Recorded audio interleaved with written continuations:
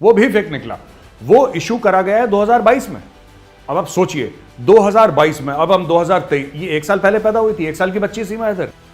ये लड़की बहुत घूमी फिरी है, इसने और जगह देख, इसके बच्चों का अगर आप डीएनए टेस्ट देखिए, मैं आपको बता रहा हूं, अगर ये 10-15 दिन में मामला नहीं सलटा तो अब आप देखेंगे कि यहां पे एनजीओ एक्टिव हो जाएंगे, नारी शक्ति वाले। यही पाकिस्तानी जो कश्मीर को फतेह कर रहे थे तालिबान का इस्तेमाल करके, तालिबान ने उल्टा उनको फतेह। जय हिंद दोस्तों, मैं हूं मेजर गौरव आर्य और आप देख रहे हैं द चाणक्य डायलॉग्स। इस वीडियो को लाइक करिए, हमारे चैनल को सब्सक्राइब करिए और बेल आइकन दबाना बिल्कुल भी मत भूलिए। दोस्तों, इस सीमा गुलाम हैदर का जो मामला है ना, इतना पेचीदा हो रहा है कि अब एक के अंदर एक परत निकल रही है इसकी। 2-3 बातें। अब यूपी एटीएस ने, यानी कि एंटी टेरर स्क्वाड जो यूपी पुलिस की है, बड़ा शानदार एक महकमा है यूपी पुलिस के अंदर, उसने चाबी देना शुरू करा हल्के हल्के से। तो 2-3 चीजें पता लगी हैं और बड़ी खौफनाक किस्म की। उसके जो कल हमने वीडियो में कवर करा था ना, जो उसके पाकिस्तानी दस्तावेज हैं, उसका आइडेंटिटी कार्ड, वो भी फेक निकला। वो इशू करा गया है 2022 में। अब आप सोचिए 2022 में, अब हम 2023, ये 1 साल पहले पैदा हुई थी, 1 साल की बच्ची सीमा हैदर। 2022 में उसका नेशनल आइडेंटिटी कार्ड फेक करा हुआ था और उसका जो पाकिस्तानी नेशनल आइडेंटिटी कार्ड है 2022 में उसको इशू करा गया था। यानी कि उसको बोल रखा था कि तुम लोगों को कांटेक्ट करो, तुम सचिन मीना को कांटेक्ट करो, इसको फंसाओ। और अगर कोई लोग देखते नहीं है ना कब इशू कराए, लोग इतने ध्यान से नहीं देखते अच्छा आइडेंटिटी कार्ड है, ठीक है, आगे बढ़ो, नाम मिल रहा है, चेहरा मिल रहा है, लोग इतना ही देखते हैं। डेट ऑफ बर्थ कब किसने देखा? जब आप एयरपोर्ट के अंदर भी जाते हैं, जो बाहर जो सीआईएसएफ वाले चेकिंग करते हैं, वो हर एक चीज नहीं, वो बेसिकली चेक करते हैं कि भाई ये टिकट है, ये बंदा कह रहा है ये मेरा नाम है, टिकट में सेम नाम है, चेहरा मिलता है कि नहीं, अंदर जाओ। नॉर्मली दुनिया भर में यही होता है, सिर्फ भारत में नहीं, दुनिया भर में यही होता है। और ये फ्रॉड करके ये साइकोलॉजिकल गेम खेला गया कि भाई साहब देखो, लोग क्या चेक करेंगे, सीमा हैदर, अच्छा ये शक्ल मिलती है, नाम क्या है, सीमा गुलाम हैदर, अच्छा ये नाम है, ठीक है, चलो आगे बढ़ो। ये स्टोरी है इसकी यार। पहले इसने ये अफवाह फैलाई थी कि ये पाकिस्तानी हिंदू है। इसने ये अफवाह फैलाई थी पहले कि मैं पाकिस्तानी हिंदू हूं, फिर मैंने गुलाम हैदर से शादी करी तो मैं मुसलमान बन गई, मैं वापस सनातनी बन रही हूं। पता नहीं उस कहानी में कितना लोचा है और इसके पहले क्या थी, किसी को कुछ नहीं पता। एक और बात, ये कई सचिन जैसे मुर्गों के साथ पबजी के थ्रू टच में थी दोस्तों, और एनसीआर दिल्ली, खास एनसीआर दिल्ली। अब देखिए, इसने पकड़ा, इसने नक्शा देखा, मैं आपको बताता हूं गेम क्या है ये, ठीक है, और बड़ा आसान सा है। और इसको कहीं ना कहीं मिलिट्री ट्रेनिंग है, कहीं ना कहीं पाकिस्तानी फौज की इसको ट्रेनिंग है, क्योंकि फौजी कैसे सोचता है ना, फौजी का दिमाग एक तरीके से चलता है ट्रेनिंग के हिसाब से। इसने पकड़ा नक्शा, ठीक है, इसने देखा दिल्ली ये है, दिल्ली से सटा हुआ नोएडा है, और नोएडा के बाद जाके ग्रेटर नोएडा है, ठीक है, यानी कि एनसीआर में भी है लेकिन दिल्ली से दूर है। काम इसका कहां है? जाहिर सी बात है दिल्ली में इसका ऑपरेशन होना है या जो भी होना है। व्हेन आई से operation I mean military operation. वो भैया डॉक्टर वाला मत समझ लेना कि काटपीट वाला ऑपरेशन, ना, मिलिट्री ऑपरेशन, जो इसको कार्रवाई करने के लिए भेजा है। ये सीमा गुलाम हैदर कई सारे बंदों के साथ टच में थी, उसमें से एक मुर्गा सचिन मीना था। तो ये सीमा गुलाम हैदर की कहानी। और जब यूपी एटीएस ने उसको कागज दिया, उनके दिमाग में ना, यूपी एटीएस के दिमाग में शक चल रहा था कि ये जो लड़की है ना, ये कुछ फ्रॉड है, इसका मामला कुछ अंदर की बात है जो ये नहीं बता रही है, कुछ गड़बड़ है। क्योंकि जब आप टोनैलिटी सुनते हैं, जब आप किसी को बात करते हुए सुनते हैं, आपको पता लग जाता है। आप सड़क पे चलते बंदे से पूछ लीजिए, आपको उसके बोलने के लहजे से यह पता लग जाएगा कि पढ़ा लिखा है कि नहीं है। आपको उसके प्रोनाउंसिएशन से, उसके एक्सेंट से पता लग जाएगा कि ये कौन सी जबान बोलता है, कौन सी नहीं बोलता है। अगर मैं हूं, राइट, अगर मैं हिंदी बोलूंगा तो पता लग जाएगा, आपको पता लग जाएगा। वही कोई हमारा साउथ का भाई है, अगर साउथ इंडिया का कोई है, वो इंग्लिश बोलेगा, पता लग जाएगा। मैं इंग्लिश बोलूंगा, पता लग जाएगा। कोई नॉर्थ का इंग्लिश बोलेगा, साउथ का, ईस्ट का, वेस्ट का, कहीं का भी, आपको पता लग जाएगा। सीमा गुलाम हैदर इसलिए खतरनाक है, उसका पता नहीं लग रहा। ये कब होता है दोस्तों? ये कब होता है कि जब कोई आदमी बोले, जब कोई औरत बोले और आपको पता ना लग पाए। या तो वो वहां पे बहुत देर तक रह चुका है, बहुत देर तक।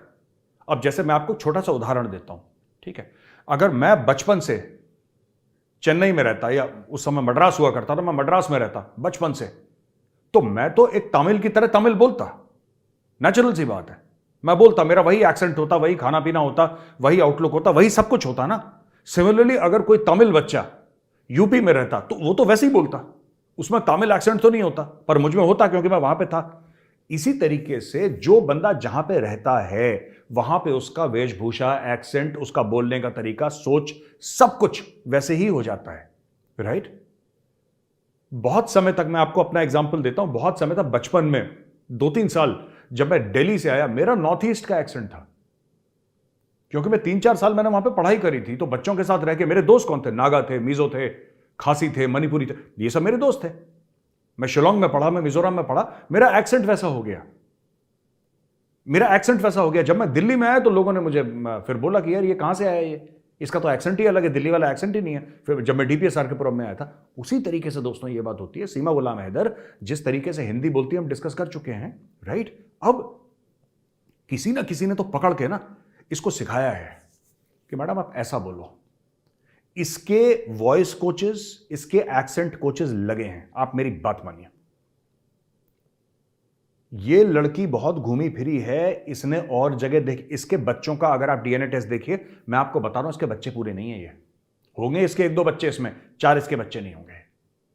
ये एक स्टोरी बनाकर आई है, मैं आपको बता रहा हूं। इसका डीएनए टेस्ट भी होना चाहिए, इसका डीएनए टेस्ट होना चाहिए कि ये वाकई में इसके बच्चे हैं कि नहीं हैं। हो सकता है किसी और के बच्चों को इसके साथ 2 साल के लिए, 1 साल के लिए, 3 साल के लिए रखा हो कि वो उसको मां मानना शुरू कर दें, उसके बड़े करीबी हो जाएं। पर ये अगर हम डीएनए टेस्ट करेंगे, आपको सीमा गुलाम हैदर की असलियत पता लगेगी। चारों बच्चे इसके नहीं हो सकते, मैं आपको बता रहा हूं, क्योंकि जिस तरीके से इसकी हर चीज फ्रॉड है, इसमें भी झोल होगा, है ना? अब उसको यूपी एटीएस क्या करती है? यूपी एटीएस उसको देती है भाई एक कागज का टुकड़ा जिसमें अंग्रेजी में लिखा हुआ है, ठीक है, और बोलती है पढ़ो। अच्छा, ये फिलहाल कहां रह रही है? मतलब अभी तो अरेस्ट हो गई, लेकिन कहां रह रही थी? ग्रेटर नोएडा के गांव में, ठीक है। फिर वहां से भी ये कहती थी बड़े लोअर मिडिल क्लास इलाके से वहां पे आई है, और वहां पे पाकिस्तान में भी इसके दोस्त पैदा कर दिए। पाकिस्तान में इसके दोस्त पैदा करती है, और बड़ी बुरी लड़की है, ये है, अच्छी है, वो उसका हस्बैंड कह रहा है मैं तुम्हें प्यार करता हूं, तुम वहां पे। ये सब फ्रॉड है। मुझे तो ये भी शक है कि वो उसका हस्बैंड है कि नहीं है। कि आईएसआई ने एक पति तो पैदा नहीं कर दिया कोई ओवरनाइट, कि बैकग्राउंड स्टोरी, क्योंकि जब इंटेलिजेंस एजेंसी वाले काम करेंगे तो भाई पूरा काम करेंगे। फिर आपके 15 साल, 20 साल, 25 साल पीछे जाएंगे, वो ये देखेंगे कि जो दुश्मन है यानी कि इंडिया कितना खोजबीन करेगा सीमा गुलाम हैदर के बारे में, इंडिया कितना पीछे जाएगा। उदाहरण के लिए, जब आप किसी कंपनी में जाते हैं, अच्छी कंपनी में जाते हैं, तो कंपनी जब आपको जॉब देती है, उसके पहले आप सीवी में जो आपका लिखा है उसका बैकग्राउंड वेरिफिकेशन करती है कि नहीं करती कंपनी? सेम प्रिंसिपल है इंटेलिजेंस एजेंसीज का, बैकग्राउंड वेरिफिकेशन आपका। अच्छा, आपने बोला ये, अच्छा इसका क्या है, अच्छा ये आपने बोला, लेकिन यहां पे 11 महीने का गैप आपके आ रहा है, क्यों आ रहा है? जैसे एचआर वाले पूछते हैं वैसे ही इंटेलिजेंस एजेंसीज भी पूछते हैं, भाई ये गैप क्यों है, क्या? तो ये तफ्तीश होती है। इसमें पता लगेगा आपको कि इसकी स्टोरी में बड़े सारे होल्स हैं, क्योंकि आप सारी चीजें कवर नहीं कर सकते बॉस। आपको कोई इतना नहीं सिखा सकता कि किसी आप आ जाएं, ठीक है। अब देखो, स्विमिंग पूल में तैरने वाला ना समुद्र में नहीं तैर सकता, ऐसा कोई गारंटी नहीं है कि समुद्र में तैर ही लेगा वो, क्योंकि उसने स्विमिंग पूल में तैरा है, या वो नदी में तैर लेगा। स्विमिंग पूल का पानी बिल्कुल स्थिर होता है, बिल्कुल काम होता है, शांत पानी होता है स्विमिंग पूल का। वो नदी में जो लहरें चलती हैं उसमें तैरना, वो तैराक अलग होते हैं, ये वाले तैराक अलग हैं। अब सीमा गुलाम हैदर को एक कागज पकड़ाया यूपी एटीएस ने, कह रहा बहन पढ़ इसको। वो कागज इंग्लिश में था, ठीक है। अभी तक इसका बैकग्राउंड कौन सा दिखाया है कि लोअर मिडिल क्लास, ऐसी है, डरी सी, कुचली सी एक औरत है जो बड़ी परेशान है अपने पति से, वहां पे छोड़ के इंडिया आ गई, यहां पे गांव में रह रही है। सीमा गुलाम हैदर ने जब अंग्रेजी पढ़ना शुरू करी, ठीक है, सीमा गुलाम हैदर ने जब अंग्रेजी पढ़ना शुरू करी, तब उसकी पोल पत्री खुलना शुरू हुई कि ये एक्चुअली पढ़ी लिखी है। क्योंकि जिस तरीके से वो पढ़ रही थी, जिस तरीके से उसका एक्सेंट था, जिस तरीके से उसका लहजा था बोलने का, ये उसका था जो कि अंग्रेजी में बातचीत करता है, वो लहजा था जो अंग्रेजी में पढ़ता है, जो अंग्रेजी में शुरू से अंग्रेजी जिसको आती है, जिसकी ट्रेनिंग अंग्रेजी में हुई है, जिसकी तरबियत, जिसका एजुकेशन अंग्रेजी में हुआ है, जो इंग्लिश मीडियम में पढ़ा है शुरू से। आप समझ रहे हैं मैं क्या बोल रहा हूं? उसने कल नहीं सीखी इंग्लिश, वो बचपन से इंग्लिश बोलती आई है। उसका ये कॉन्फिडेंस था, उसका जो प्रोनाउंसिएशन था। ये देखो, एमटीआई बोलते हैं कॉल सेंटर वाले, mother tongue influence. MTI, mother tongue influence. तो कॉल सेंटर जब होते हैं, इंटरनेशनल कॉल सेंटर्स खासतौर से, सबसे पहले कॉल सेंटर में यही सिखाते हैं। वहां पे ट्रेनिंग जो होती है ना, एचआर वाले जब ट्रेन करते हैं, वॉइस एंड एक्सेंट ट्रेनर्स होते हैं, कहते हैं एमटीआई खत्म करो, मदर टंग इन्फ्लुएंस, राइट? यानी कि आपको बोलना अंग्रेजी में है, लेकिन जब आप बोल रहे हैं तो पता लग रहा है कि आप राजस्थान के हैं, पता लग रहा है आप बिहार के हैं, आप उत्तर प्रदेश के हैं, आप दिल्ली के हैं, या आप तमिलनाडु के हैं, केरल के हैं, मणिपुर के हैं। आपके आपके इंग्लिश बोलने के एक्सेंट में पता लग रहा है कि आप कहां के रहने वाले हैं। आपके हिंदी या अपनी मातृभाषा जो भी है, आपकी तमिल मातृभाषा हो सकती है, आपकी मलयालम हो सकती है, आपकी मारवाड़ी हो सकती है, आपकी कुछ भी हो सकती है, हरियाणवी हो सकती है, जो भी आपकी मदर टंग है उसकी झलक आ रही है। इसको कहते हैं मदर टंग इन्फ्लुएंस। सीमा गुलाम हैदर की जबान पे मदर टंग इन्फ्लुएंस नहीं है, इसका बड़ा न्यूट्रल एक्सेंट है। ये इंग्लिश मीडियम की पढ़ी है लड़की और ये झूठ बोल रही है। अच्छा जी, अब मैं आपको बताता हूं खुफिया एजेंसीज का एक कॉन्सेप्ट जिसको दोस्तों कहते हैं माइस, MICE। अब मैं आपको बताऊंगा माइस होता क्या है और सीमा गुलाम हैदर पे क्यों फिट आता है, माइस का फुल फॉर्म क्या है और किस तरीके से काम में लाती हैं खुफिया एजेंसीज। तो दोस्तों माइस जो है ना, ये एक एक्रोनिम है, चूहा वाला माइस मत समझिएगा, माइस एक एक्रोनिम है। Money, M for money, I for ideology. Money यानी कि पैसा, आइडियोलॉजी मतलब आपकी सोच, आपकी आइडियोलॉजी, आपकी विचारधारा। C इज फॉर कोअर्जन और कॉम्प्रोमाइज। कोअर्जन या कॉम्प्रोमाइज किसको बोलते हैं दोस्तों? कोअर्जन आप जोर जबरदस्ती से। और E ईगो, बंदे की ईगो होती है ना। हाँ, ये माइस क्यों बोलते हैं? ये रिक्रूटमेंट के टूल होते हैं। जब आप किसी को, जब कोई भी खुफिया एजेंसी, दुनिया की कोई भी खुफिया एजेंसी है, अगर वो किसी को रिक्रूट करना चाहे, किसी एजेंट को रिक्रूट करना चाहे, किसी बंदे को अपनी तरफ लाना चाहे, तो सबसे पहले वो 4 या 35 इस्तेमाल करती है। मैं फिर से रिपीट करता हूं, M फॉर मनी। आप पैसा देके किसी को, हम लोग कहते हैं ना साम दाम दंड भेद, याद है? ये जो आज अमेरिकन कह रहे हैं, CIA आज कह रहे हैं ना, आज से 2500 साल पहले आचार्य चाणक्य ने बता दिया था साम दाम दंड भेद, वो 4 तरीके हैं, वही है माइस। थोड़े अलग रूप में, बोले mice is the same thing as साम दाम दंड भेद। ठीक है, और क्योंकि हम चाणक्य डायलॉग्स हैं और चाणक्य से हमारा नाम आगे चल रहा है, इसलिए हमने आपको यह बताया है कि साम दाम दंड भेद। अब देखिए, माइस मनी, यानी कि अगर सीमा गुलाम हैदर को आपको रखना है और जासूस उसको बनाना है, एक तो पैसा फेंको, लालच।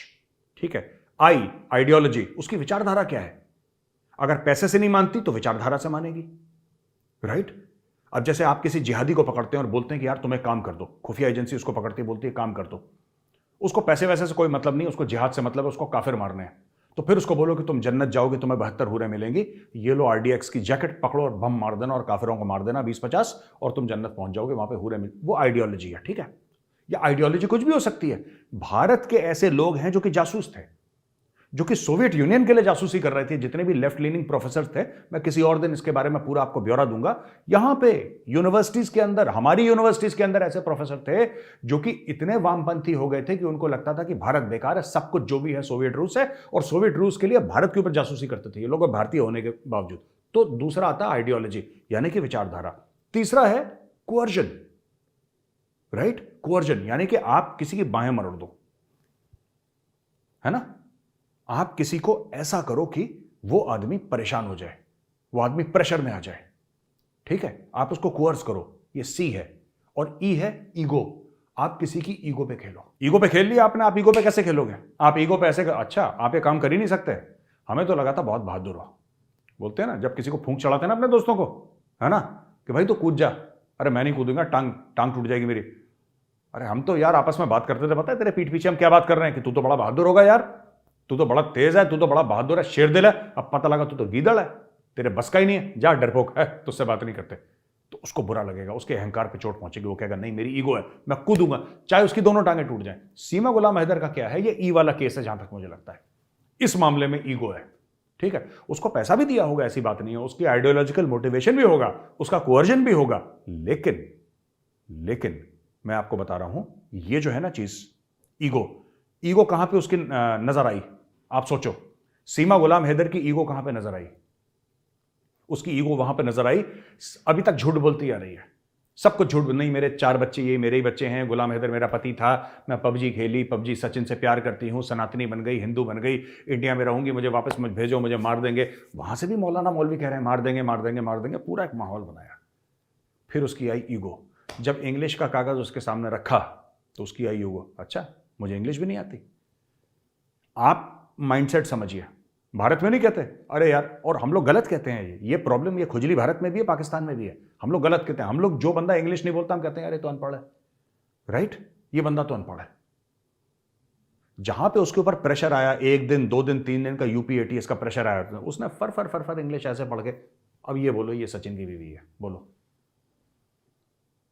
उसने ऐसे इंग्लिश पढ़ के दी, वहां पे उसकी ईगो को चोट पहुंची। आप समझिए मैं किस कॉन्टेक्स्ट में बोल रहा हूं, क्योंकि सब कॉन्टिनेंट में, भारत और पाकिस्तान में, अंग्रेजी को एक ईगो वाला, अंग्रेजी का नॉलेज से कोई लेना देना नहीं है दोस्तों। अंग्रेजी का नॉलेज से कोई लेना देना नहीं है। It is just a language, जैसे हिंदी लैंग्वेज है, जैसे तमिल है, जैसे तेलुगु है, जैसे कन्नड़ा लैंग्वेज है, या कोई और मणिपुरी है, नागा है, नागामीज है, वैसी एक लैंग्वेज है इंग्लिश। बट हम लोगों ने, क्योंकि 200 साल अंग्रेज हमारे ऊपर राज करा, तो हमने इसको हवा बना दिया, इंग्लिश इंग्लिश इंग्लिश। ठीक है, अब English is matter of ego, कि तुम पढ़े लिखे नहीं हो यार, तुम्हें अंग्रेजी नहीं आती बोलनी। लोग ऐसे नहीं बोलते, गलत बोलते हैं, लेकिन बोलते हैं ना ऐसे। यूपी एटीएस ने यही गेम खेला, बोला पढ़ो इंग्लिश, उसने फर फर फर फर फर फर फर इंग्लिश में, क्योंकि वहां पे उसकी ईगो आ गई। मैं आपको बताता हूं, सीमा गुलाम हैदर के बारे में एक और बात समझ लीजिए। ऐसा बिल्कुल मुमकिन है, ऐसा बिल्कुल मुमकिन है कि सीमा गुलाम हैदर के बच्चे हों, और सीमा गुलाम हैदर के जो बच्चे हैं ना, वो आईएसआई ने वहां पे रख रखे हों अपने पास। मानिए मेरी बात, क्योंकि कोअर्जन, MICC कोअर्जन या कुछ और है इसका, जो कि आईएसआई के पास हुक पड़ा हुआ है कि बेटा तू काम अगर करके नहीं गई ना, तो इनको खत्म कर देंगे। या तो उसके माँ बाप हैं, भाई बहन हैं, बच्चे हैं, कोई ना कोई है, कोई ना कोई है उसका, जो कि पाकिस्तान में है, जिससे ये कंट्रोल हो रही है। और ये औरत यहां पे आई है काम कर, क्योंकि ये सिर्फ सचिन से नहीं, अब पता लगा इसके पास मल्टीपल सिम कार्ड्स थे, इसके पास पाकिस्तानी सिम कार्ड निकला है दोस्तों, इसको पाकिस्तानी सिम कार्ड निकला है इसके पास। और इसके पास Pakistani sim card, I think एक सिम कार्ड इसके पास निकला, और इंडियन सिम कार्ड इसके पास निकले, और ये अलग अलग नंबर से अलग अलग लोगों को कॉल करती थी। और एनसीआर में ही कई लड़के थे इसने जिसको फंसा रखा था। और सचिन बेचारा तो क्या है, उसके भी पढ़ने चाहिए, 2-4 थप्पड़ तो सचिन के भी पढ़ने चाहिए, बेवकूफ के। लेकिन मैं ये नहीं कह रहा सचिन जासूस है, मैं कह रहा गधा है वो। उसने ये सब ड्रामा जो करा है, गधे बने में करा है, right. This woman is almost 10 years older to him, लगभग इससे 8-10 साल बड़ी है ये सीमा गुलाम हैदर। इसने गेम खेला है।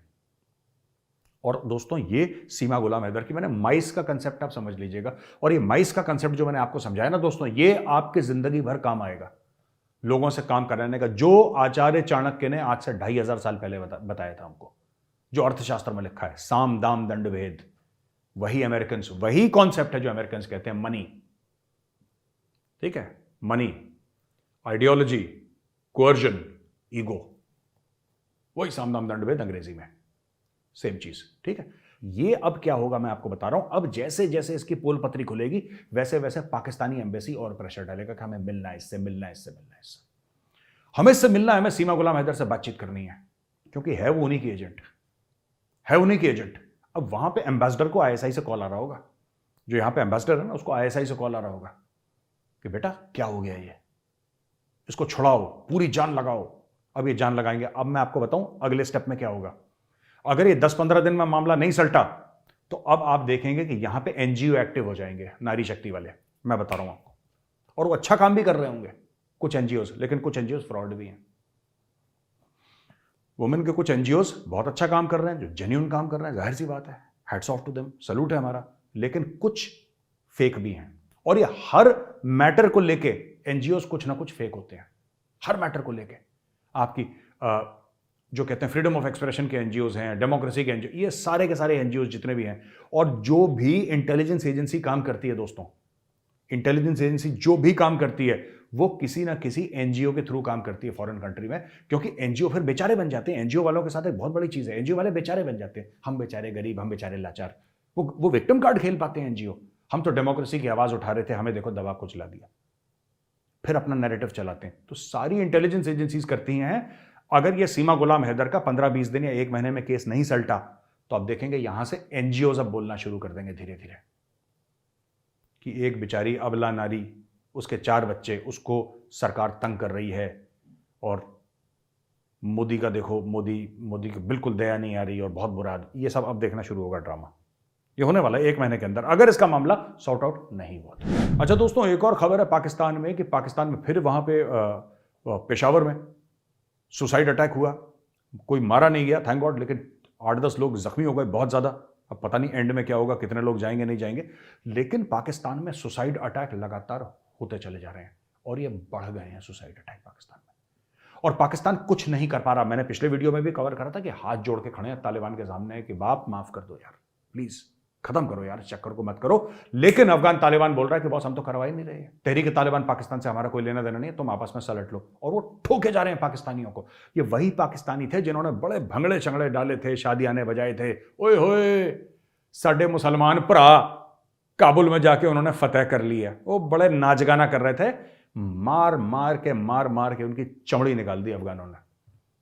और जो पश्तून है, क्योंकि TTP is complete Pashtun Deobandi मुसलमान तो हैं लोग, सुन्नी, उन्होंने मार मार के सुअर बना दिया यार यहाँ पे। और अब पाकिस्तानी रो रहे हैं, बड़े बड़े टसुए भारे जी, मर गए, बर्बाद हो गए। यही पाकिस्तानी जो कश्मीर को फतेह कर रहे थे तालिबान का इस्तेमाल करके, तालिबान ने उल्टा उनको फतेह कर दिया। आप समझ रहे हैं? अब वो जो पाकिस्तानी लेडी एंकर है ना, है करके जो बोलती है, वो जो लेडी एंकर है, मैं उसका नाम नहीं लूंगा वरना फेमस हो जाएगी, लेकिन आप जानते हैं मैं किसके बारे में बात कर रहा हूं। वो जो कह रही थी ना, जो दूसरे के लिए घड़ा खोदते हैं, वो बहन घड़ा नहीं गड्ढा होता है। वो कहती तो दूसरे के लिए घड़ा खोद रहे हैं, जो दूसरे के लिए गड्ढा खोदते हैं वो उसी में गिर जाते हैं। तो भाई ये आप पे सूट करता है। Thank you very much. तो दोस्तों, आई होप आपको आज का वीडियो पसंद आया होगा। वीडियो पसंद आए तो उस वीडियो को लाइक करिए, हमारे चैनल को सब्सक्राइब करिए, बेल आइकन दबाना बिल्कुल मत भूलिएगा दोस्तों। जय हिंद, वंदे मातरम, भारत माता की जय।